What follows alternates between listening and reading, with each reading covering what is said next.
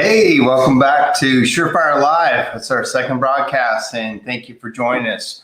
We are here to talk weekly about running a chimney business and how to train your people. What are the best practices? And this week, I hope you guys had a good week. First of all, today was a day of seemingly endless meetings, and I know some of those are required, but some of those also help you run your business, right? And so this week, we are going to talk about office best practices. Last week, when we had our first video, we were missing one of our key team members at SureFire, and it's Brianna Davies. So I'm going to bring Brianna here and welcome her. Here she comes. Hey, Brianna. Hi, how are you? I'm good. Welcome. Hi. So Brianna had joined us a couple years ago, and she is our key team. She's the key person you would talk to, you would interface with if you use the SureFire platform, and we couldn't be happier with her. She's just such a joy to every meeting, and we get so many compliments on you, Brianna, every week. What's it like to deal with, the SureFire people that come on and ask you questions? What's it like for you? Oh, it's great. I don't think I've had one person that has been mean, so that's always a positive. What's that? What did you say? I haven't had anybody that's been mean, so that's a positive. That is a positive. I like that. So what's your role at SureFire? What do you do on a daily basis?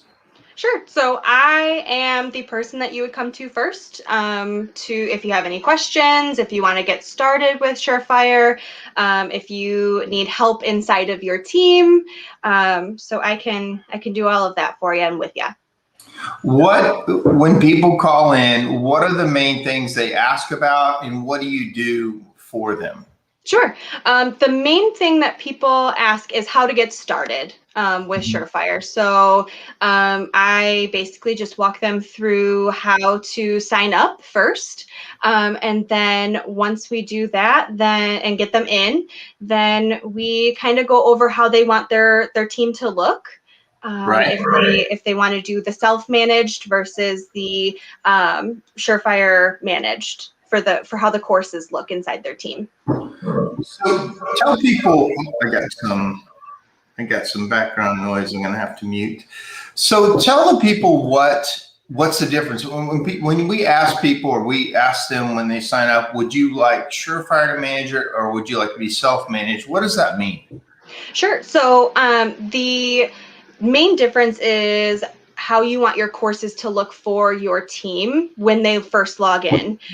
So if you are a multi-truck user subscription, so if you have more than just one person on your team, you can select either one when you sign up. So how it'll look is if you select the SureFire managed, that would be so that all of the courses get kind of just dumped into the community course library.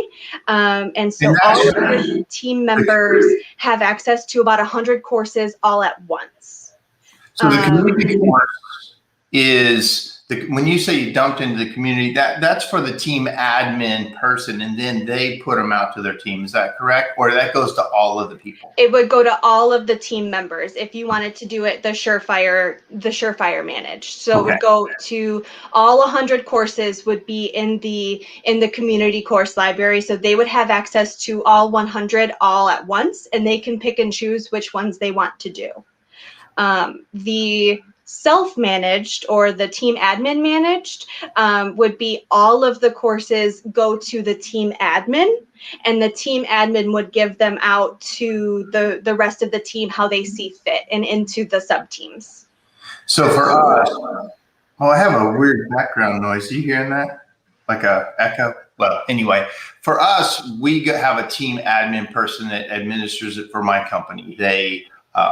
We give it to that person. Tabitha is our person, and then she puts it out to the different teams, because we have a gas division, sweep division, repair crews, salespeople, office.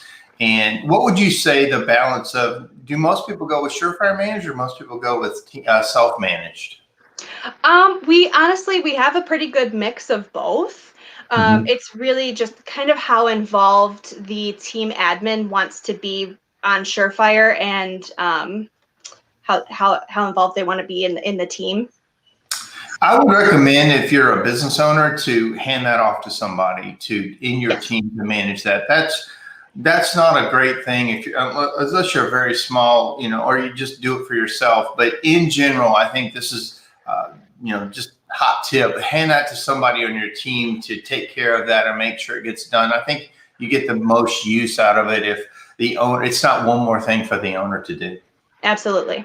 So I wanted to talk about, we put up an office team learning path recently, and there's a lot of people very interested in, how do I get my office to work? And I'm going to let you share. I'm going to share your screen on here.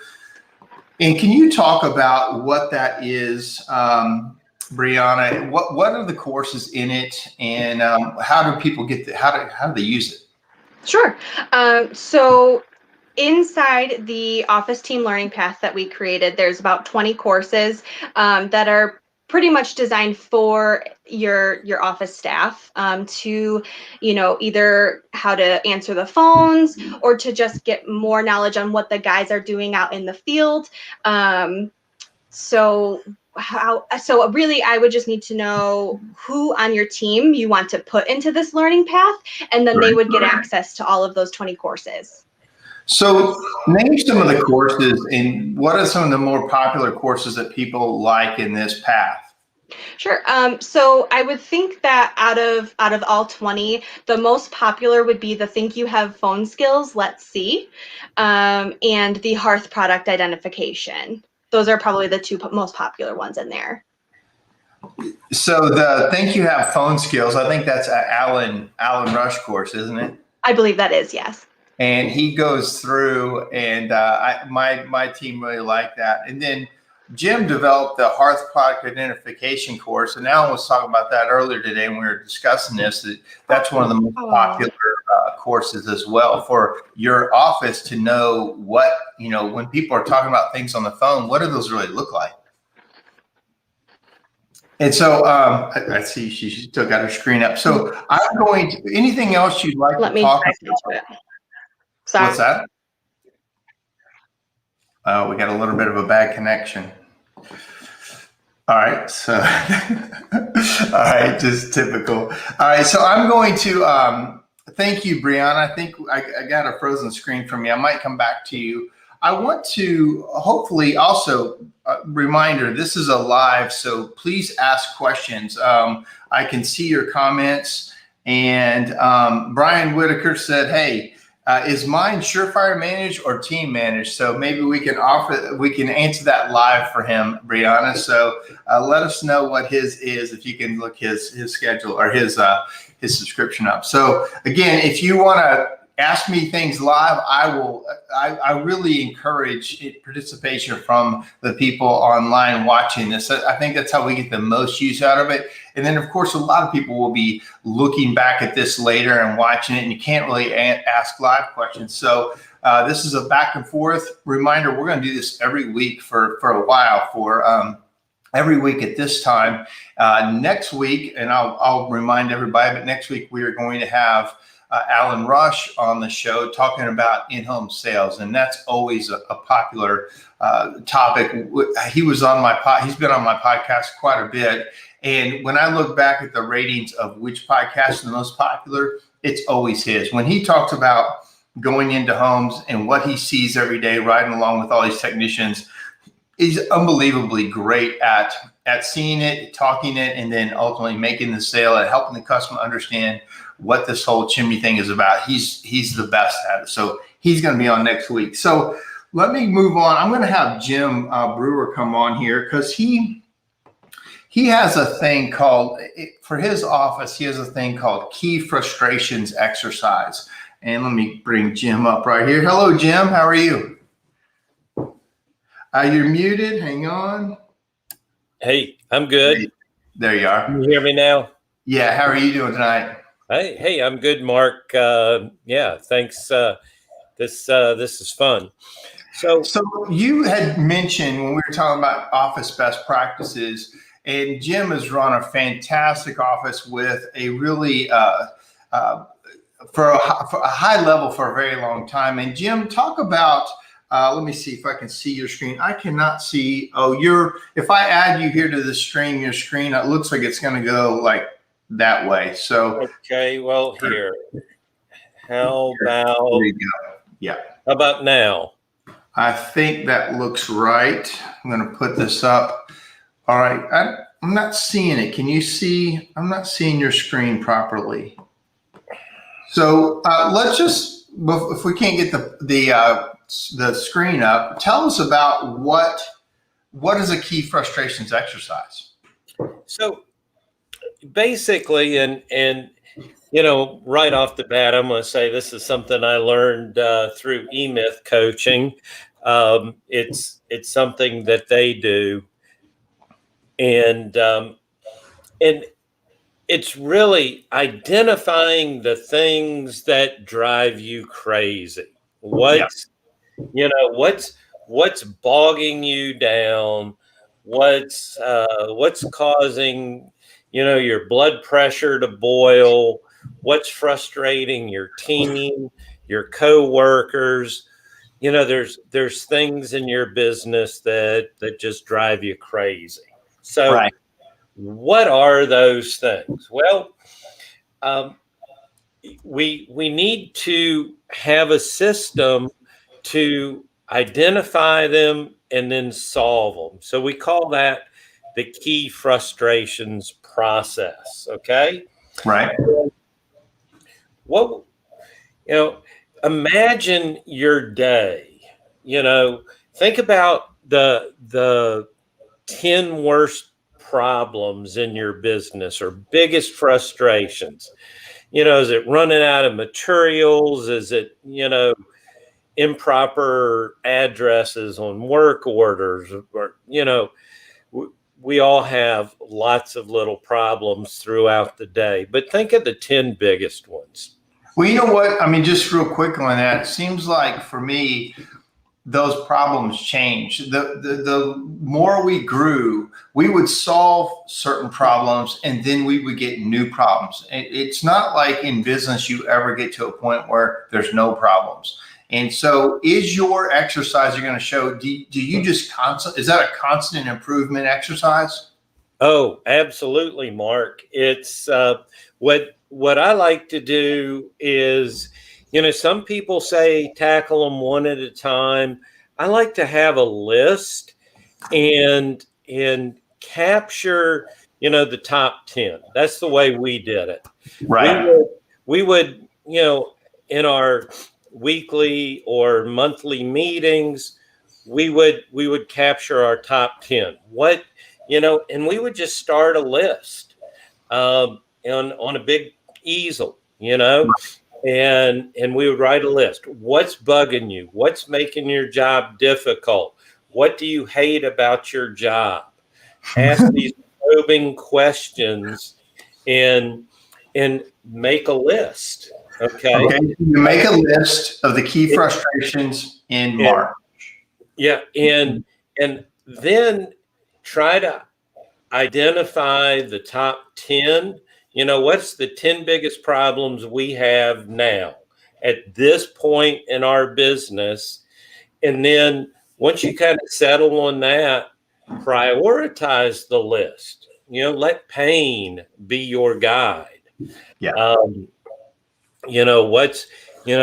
Like if we can knock out a couple of these, painful things, life starts getting better. It really does. And so now we've identified our top 10. We've prioritized it, most painful at the top to the least painful of those 10. And then after we have our list, we start looking at how to solve those problems. Your list might include things like bills not getting sent out, or techs don't have the materials they need, or there's too many jobs scheduled, or the estimates don't get done timely, or, inconsistent customer experience. I've never had any of those problems, Jim. I don't know what you're talking about. All right. Well, you're the rock star, Mark, so that doesn't surprise me. But I get around to some chimney companies, and some of us are experiencing these things fairly often. Well, I hear this all the time. So give me an example of materials. Okay, guys went out and didn't have all the materials. And now I know how we solved it, but for you, what was your process? That, man, Jim leaves the shop and he always forgets this, or doesn't have the elbow that they needed on the job, or they're 2 feet short on pipe, or what do you do when you identify a problem? Okay, so after you've identified your problem, then you got to get busy solving the problem, and that's really the hard work. But oh man, is it worthwhile? It's, solving these problems will really change your game and make things better for your team. So to solve it, you want to involve the people that it affects the most in that solution. Right. And start, just listing out the big steps that need to happen. Right. We need to make sure the materials are getting ordered timely. We need to make sure they're getting received. Just because we ordered them doesn't mean they get there. We got to make sure they're not damaged when they get there. Right. So there's a whole lot of steps, and so we start outlining them. In a lot of these things, these systems or SOPs or action plans, whatever you want to call them, maybe it's developing a form. Okay. Mrs. Jones booked a job. Okay. What day is it scheduled for? What materials do we need to order? Have they been ordered? Have they been received? Are they in good condition?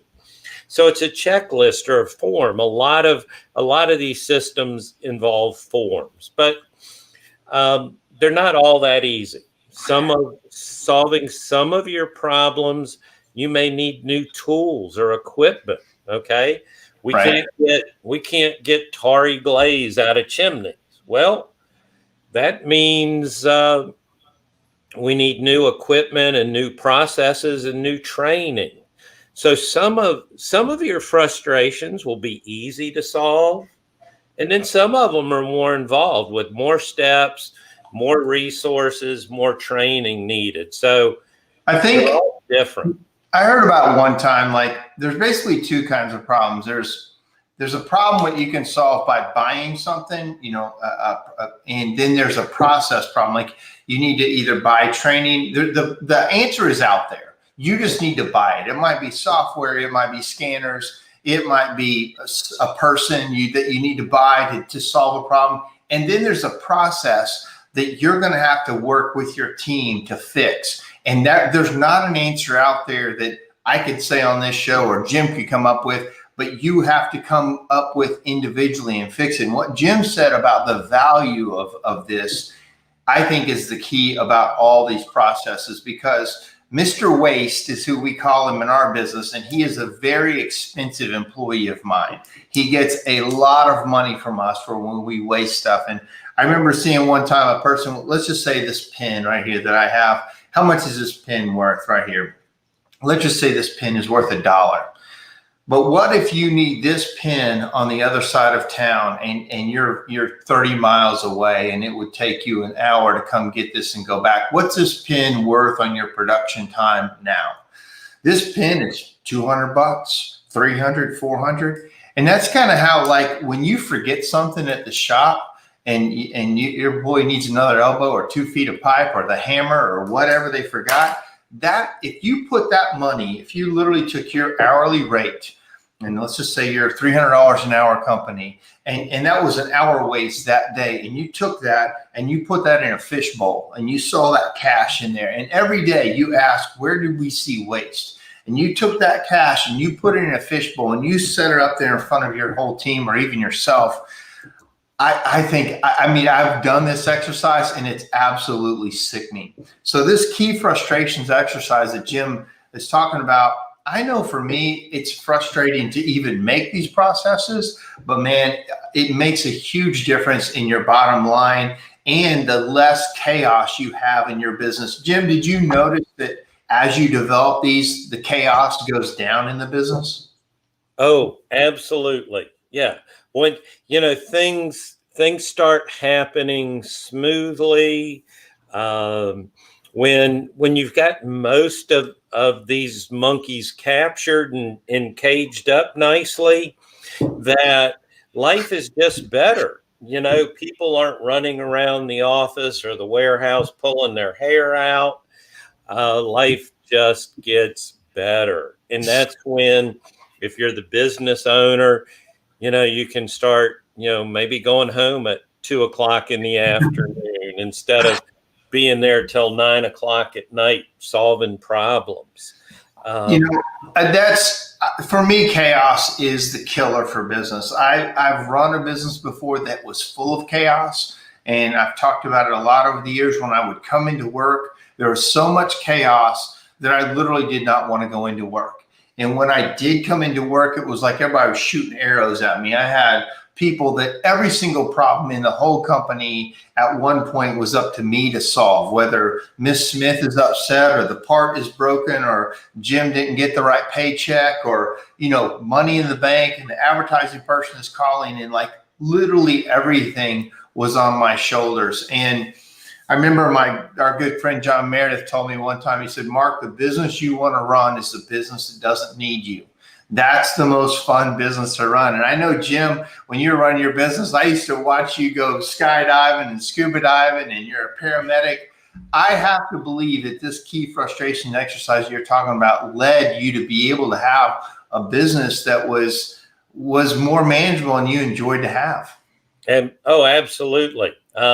I spent a lot of time giving back to the industry through CSIA and NCSG, doing a lot of, fun stuff as well. And I couldn't do that if the work wasn't getting done. And in developing these systems really helps ensure that the work is getting done on time, getting done consistently. And a couple of other key points that I'd like to get out here while we're on this topic is you don't have to go it alone. If you need to get a coach or some subject matter experts involved to help you out, do that. All of us have used coaches and experts from time to time. So if the solutions aren't coming to you, reach out. There's places to get help. Yeah, that's such a good point, Jim. Let me just touch on that real quick. I've mentioned it recently. There's a great book out there called Who, Not How. Highly recommend this book if you're a business owner. Who, Not How. Dan Sullivan is the expert. I think it's written by Dr. Benjamin Hardy. And in this book, they really talk about just what Jim said. A lot of times in business, we put the how on us. We're like, okay, how are we going to do this? Jim is talking about a method of how to do something. If you in your mind put that on yourself and said, okay, I've got to do that. How do I do it? You might be thinking about it wrong. You might be saying, you know what, who on my team can I assign this to do it? And Jim just said, hey, if you don't have the answer, there are people out there that do have the answer. And your mindset should go to who can do this for me, or who can I pay to implement this, not more and more stuff on my shoulders as a business owner to do that. So Jim, clearly, that's great advice.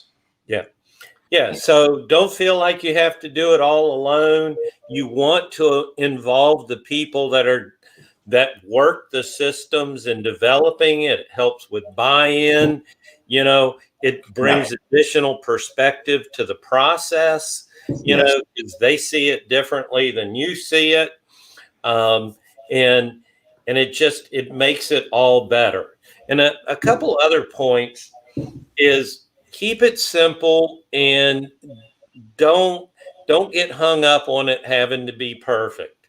I I struggle with this, and I had to sometimes you just have to let it go. If it's 70 or 80% there, get it out there. Get the system out there and implement it, and then evaluate it and adjust as needed. As you build systems, you're not going to build an office system or a standard operating procedure that covers 100% of things. And I'm going to go into an exercise if we have time today, but I might put it on another one of our lives of how we build out standard operating procedures and how we build out job descriptions. So Jim, to put a button on this key frustrations exercise, you've identified 10 things, let's just say. You've identified the most painful one, which pain is the number one way to move and change in business. I fully agree. You've identified who it is, what it is. Maybe you made a form for it. Maybe you made a policy change. Then how did you keep people accountable for it? Like, because we've all come up with ideas and we put it in place. And then the next thing you know, we turn around and it's not happening anymore. What did you do to make sure that it stayed working? Well, that's the accountability piece of it. And you have to assign somebody. Somebody has to be accountable to make sure that it's happening. Exactly. And one of the other things, once you have all these things documented, you create position binders. And, the receptionist may be responsible for 8 of these plans, and they're all in her binder.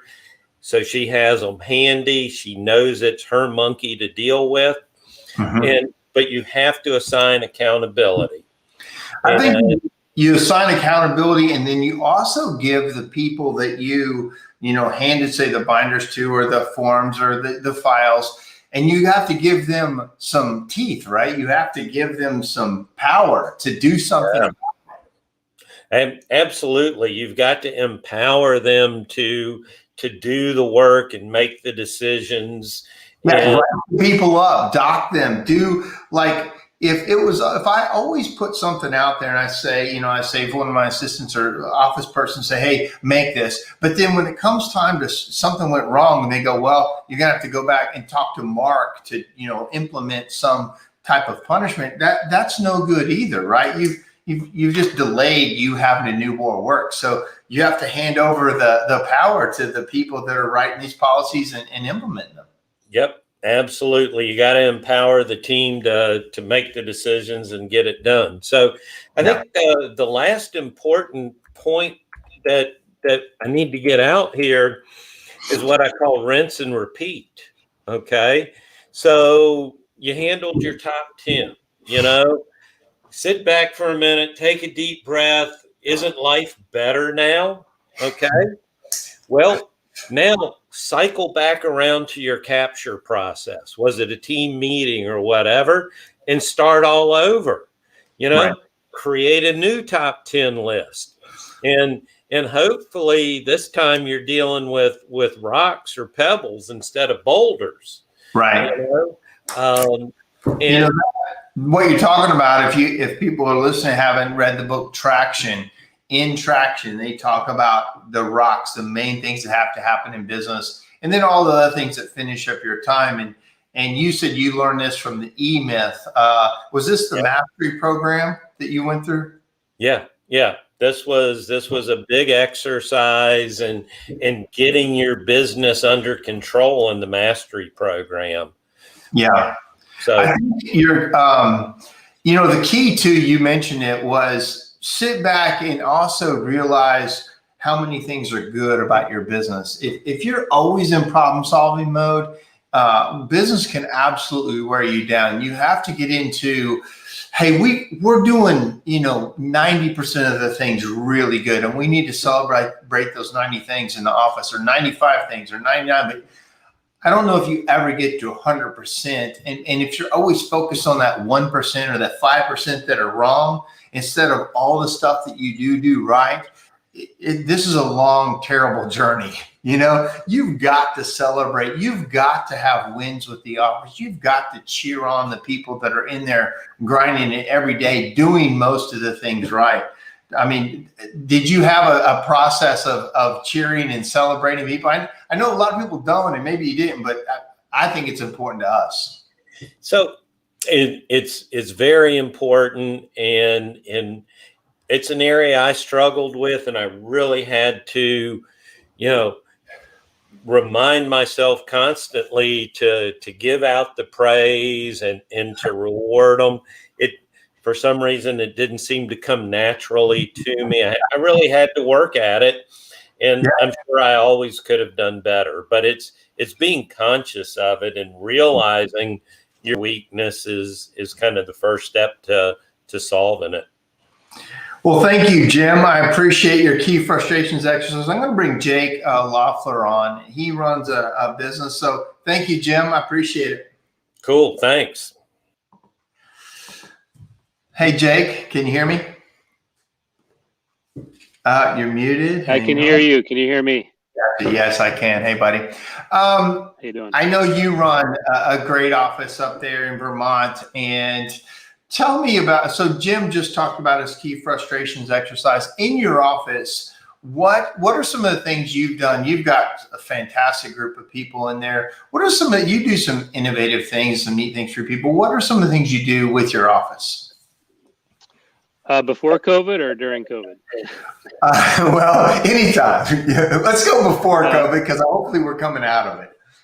Yeah, COVID's put a little damper on some of the things that we used to do. But just to tag on what Jim was saying and what you just said about being positive and trying to celebrate some of the wins, it is difficult sometimes when you've got all these problems that you're faced with every day. So thank you for reminding me to do that. I almost need a daily reminder about that. So we all do. Empowering the office staff is probably one of the most important things to do.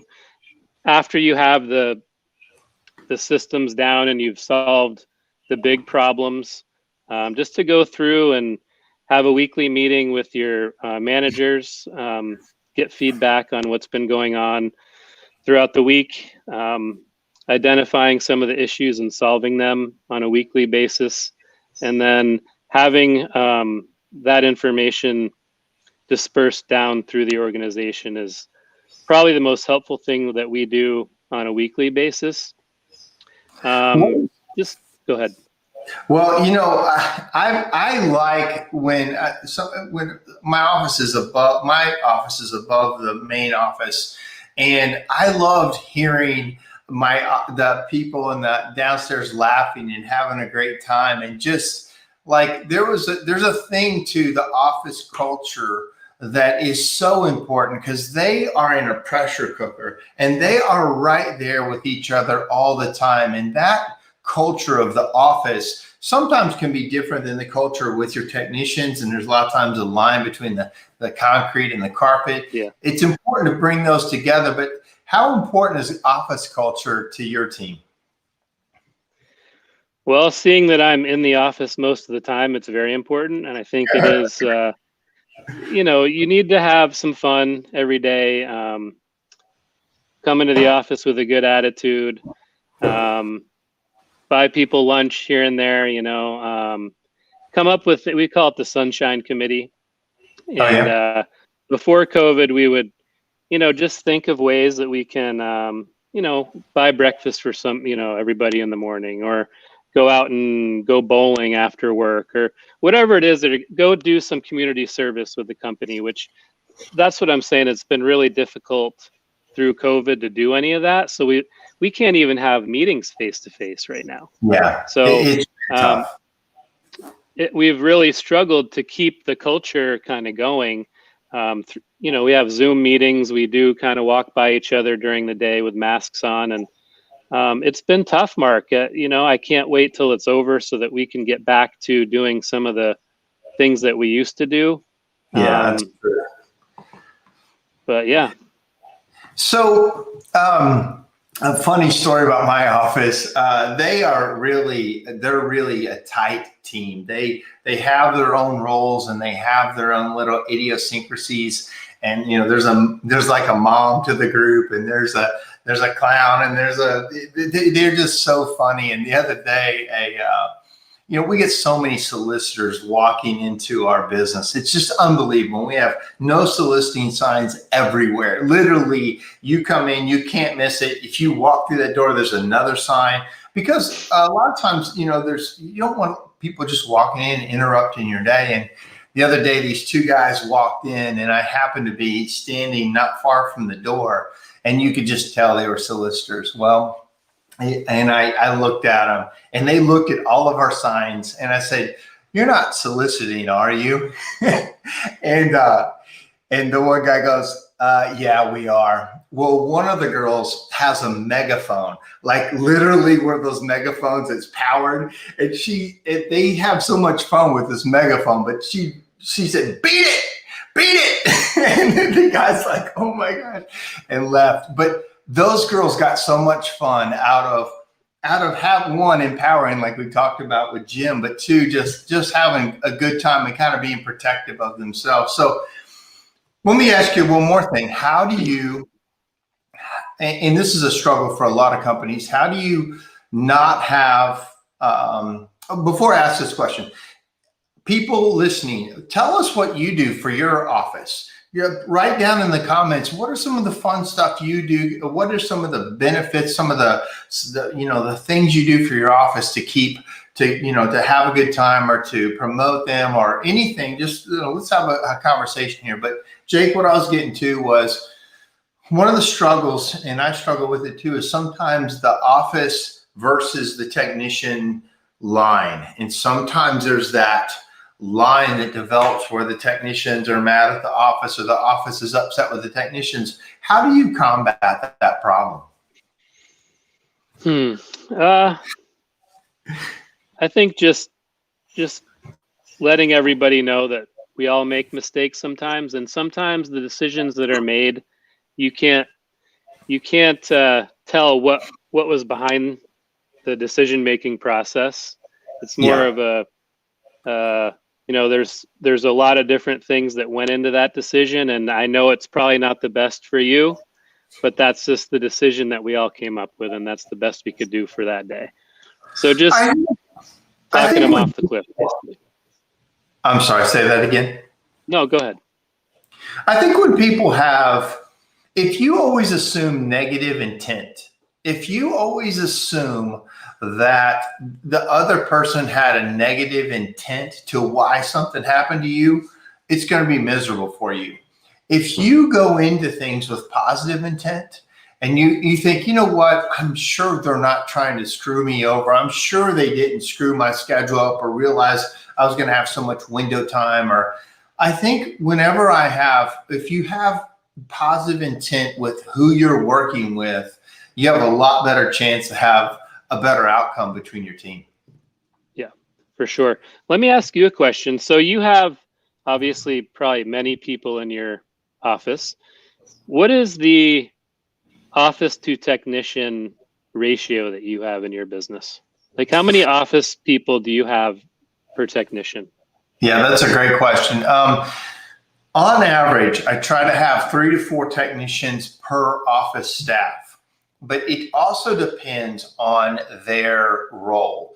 For instance, I have one of my office staff, one of the girls that does our repair crew and our installation crew, literally has 13 people. She does. She has 13 reporting to her, because she doesn't have to answer the phone as much, and she's doing a lot of data entry and back and forth. But in general, when I'm consulting with people, I think you need about a 3-to-1 ratio. I've seen companies that are almost 1-to-1 ratio.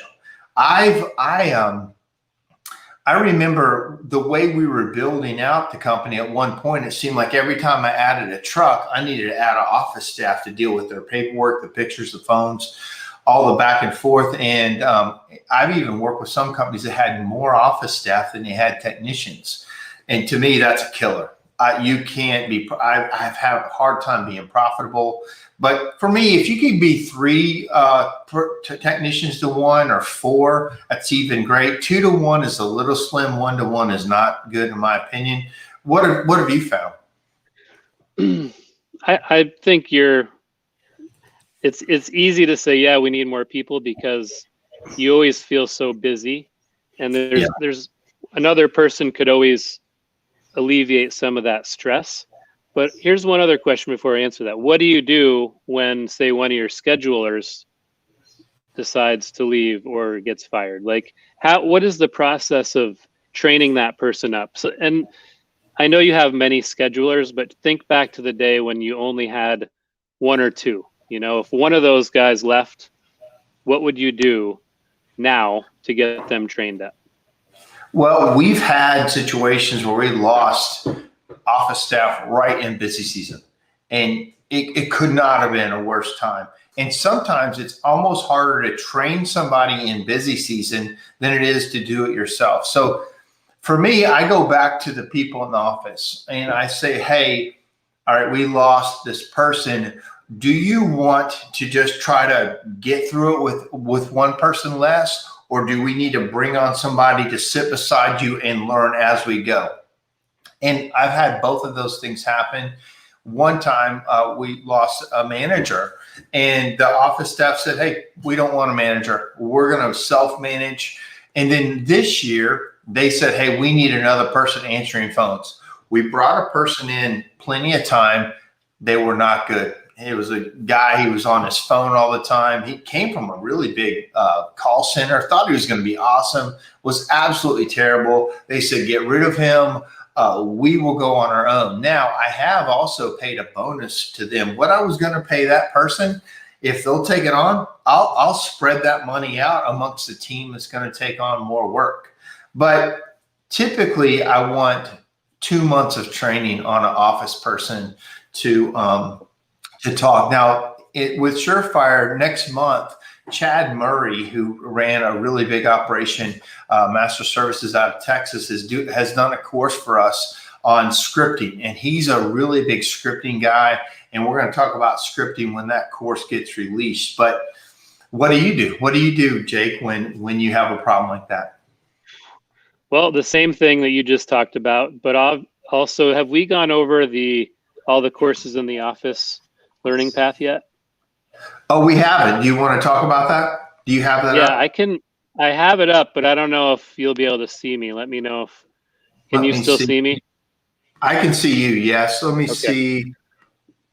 Yeah, I can still see you. Yeah. All right. So in the office team learning path, which is available on SureFire to anybody who wants it, it's a list of courses that we've identified as being helpful to any office staff, but especially if you lose one and you want to kind of get the basic information into them as quickly as possible. So the first one is hearth production identification, hearth product identification. And it is what it sounds Right. like. It's talking about wood stoves, pellet stoves, Class A chimney, just what things look like, the language behind it. That's one of the best courses that you could teach or have one of your office staff take. Think you have phone skills. I think that's an Alan Rush class. Yeah, we talked. Yep. Delivering a consistent customer sales experience. The best of the worst, what chimney sweeps encounter. So it's always good to teach the office staff kind of what do our sweeps even do? You know, what do they run across in the field? And maybe just get like a day in the life of the chimney sweep so that they know what they're dealing with and how important their job is for them. The customer journey, and that's a Spark Marketer Taylor Hill class. Are you insane? Handling the top 6 customer objections. Communicating effectively. Complaint handling. Excellence in customer service. How to handle sales objections. Listening skills. Transform your customers' interactions. Telephone etiquette. Understanding cybersecurity. Social media awareness, which is, I don't know, I haven't had too many issues with that, but nowadays when, you know, people are going onto all these different websites, what kind of virus can they bring into your company? And that's a whole nother topic of, where are you storing your data? What kind of protection do you have for your books and your company? Managing stress. And then there's a new one from the Business Symposium, which is called Managing Cash Flow for Profit. And that's a Taylor Hill as well. Last one is CSIA, Extreme Customer Service and Marketing.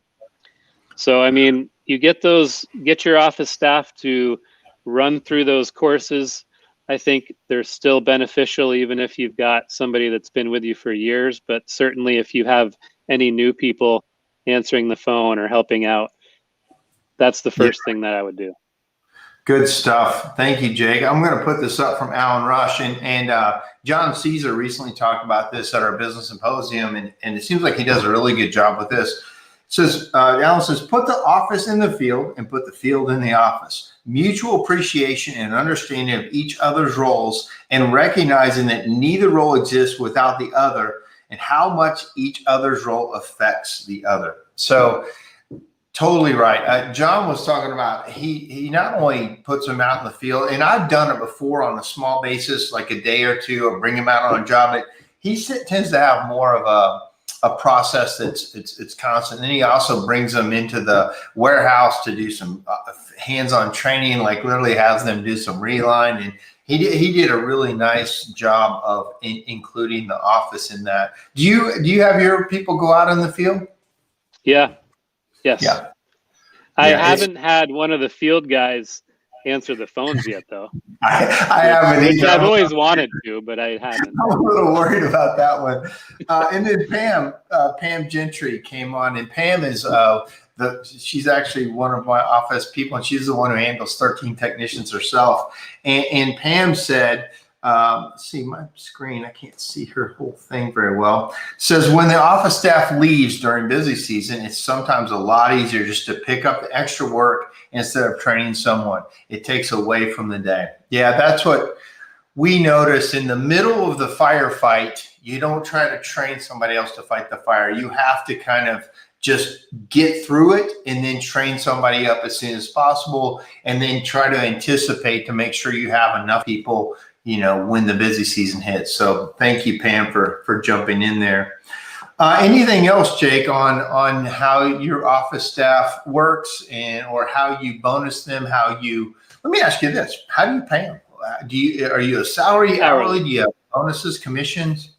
It's all hourly, and it's really hard. It's been hard for me to incentivize the office.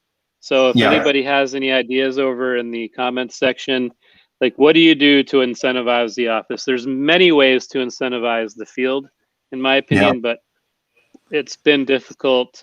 We do Google review, stuff like that, but I'm always looking for a better way. So, yeah. I'll tell you, recently, my office staff, I've always been looking like you to try to incentivize them. But they don't want to compete against each other in my office. They didn't want to have some kind of a tit for tat thing. So it was more like you've got to come up with an incentive for all of them, for the team. And recently, they hit back on dryer vents, asking and it seems simple, but they, sometimes you get out of that rhythm of, let's just say they book a chimney sweep, and then my one girl's like, I'm going to ask everybody if they want a dryer vent cleaning. And as simple as that is, we've been doing that forever. I just don't think about it, asking everybody. One, it was surprising how many people just didn't realize we did it, how many people didn't realize that it was needed. Just one of those basic things. Well, so all of a sudden she started booking them over and over, and she had 10 and then 15 and then 20 dryer vents. Well, when you look at, say it's $200 a dryer vent or whatever your number is, that's thousands of dollars coming back. So we put together a little, we're doing a contest that they can put into a pool, or even a spiff per dryer vent that you sell or per upsell. I remember I was working with an HVAC company one time, and they had a spiff every time somebody sold a maintenance plan.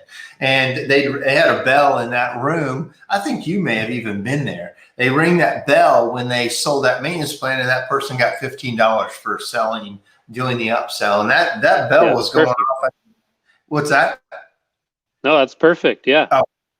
Yeah, just some type of incentive as a group or a team, I think matters. Also, we've done spa days, and we've done, they go out and they do something together. We do a lot of birthday celebrations and different things like that. So, but again, your office staff, to me, they're just so key to the way everything runs. They are the pulse of the business. Everybody is key. I shouldn't say one is more than the other, but you got to keep those people happy in there, right?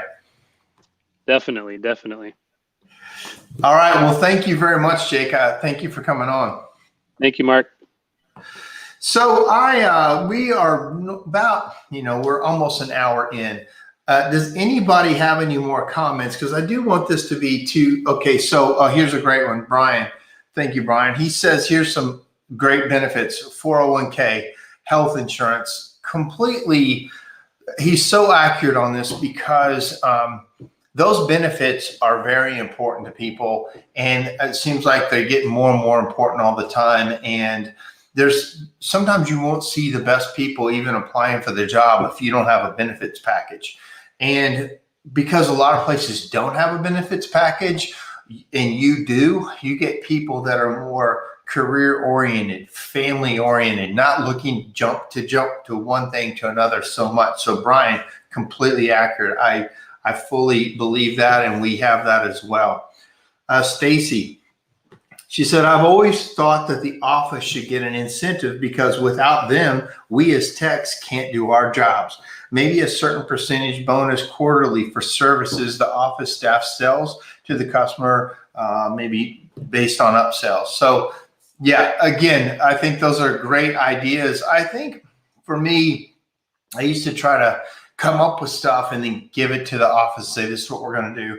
There's a much better way to do that. Surprisingly, ask them to come up with something that they think is right or fair and assist them into what works for the company. And Stacy, that's a great point that I think, for us, we pay some office on salary and some on hourly. It depends on the position, but we also do bonuses, and so one thing, it's hard to give raises every year, like big raises every year. So because then it makes your bottom line just keep creeping up. So we will do small raises on the hourly or the salary, but we do bigger bonuses, especially if we had a good year or everybody contributed to a very profitable year. The bonus is a chunk of money. And I think that people, for me, I think they like the chunk of money more than they like, dribbling it out over a year, extra $1 an hour or $2 or whatever it is. I think the chunk of money is better. You can do more things for it. You weren't necessarily expecting a certain amount,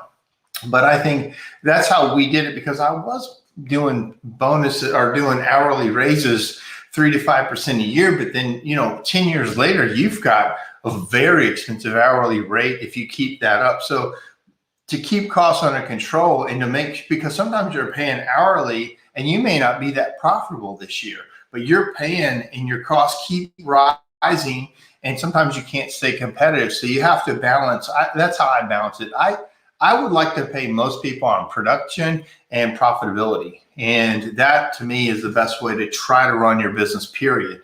And so if I could figure out a way to have my office on commission, I would, but there's not been a really great way that I've seen to do that. So guys, I think we're going to wrap up this week. I'm going to continue the office best practices week after next. Next week's going to be sales.